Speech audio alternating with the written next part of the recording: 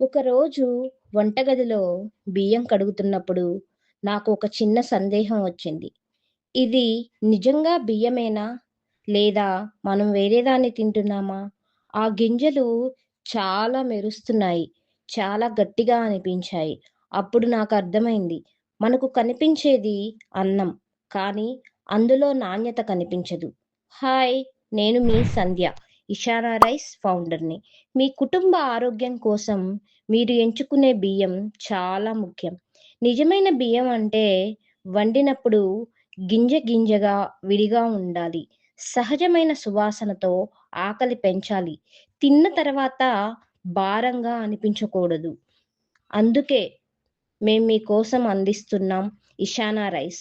శుభ్రంగా ఎంపిక చేసిన గింజలు, నమ్మకమైన నాణ్యత, ప్రతి ముద్దలో సహజమైన రుచి. ఇషానా రైస్ మీ కుటుంబానికి మీరు ఇచ్చే నిజమైన నమ్మకం.